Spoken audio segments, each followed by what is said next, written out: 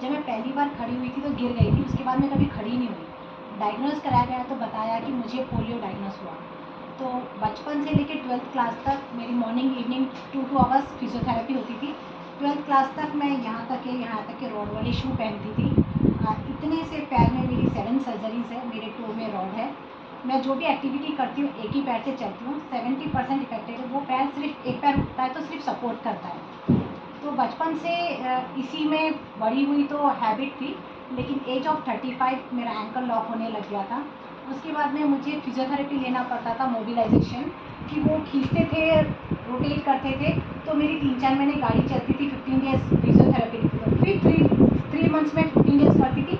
ऐसे मेरी एज 45 तक चल रही थी। 10 ईयर्स मैंने ऐसे ही निकाला।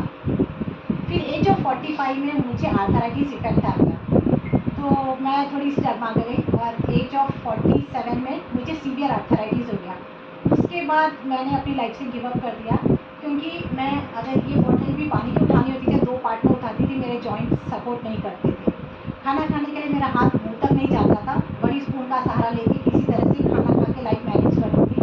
कपड़े नहीं पहन पाती थी, लार्ज साइज़ था, XXL के कपड़े पहनती थी क्योंकि मेरा हाथ ऊपर नहीं होता था। सो नहीं पाती थी क्योंकि पूरे जॉइंट्स में सीवियर पेन था, कोई भी एंगल में मेरी बॉडी कंफर्टेबल नहीं होती थी। और एलोपैथी में सिर्फ स्टेरॉइड्स ट्रीटमेंट था। स्टेरॉइड से every month 3 to 4 kg weight gain हो रहा था मेरा। डाइटिशियन से डाइट ले रही थी, किसी महीने 1 किलो वजन जाना, किसी महीने 2, किसी महीने 3, तो 1 किलो 2 किलो डिपॉजिट हुए, 10 kg ओवरवेट हो गई।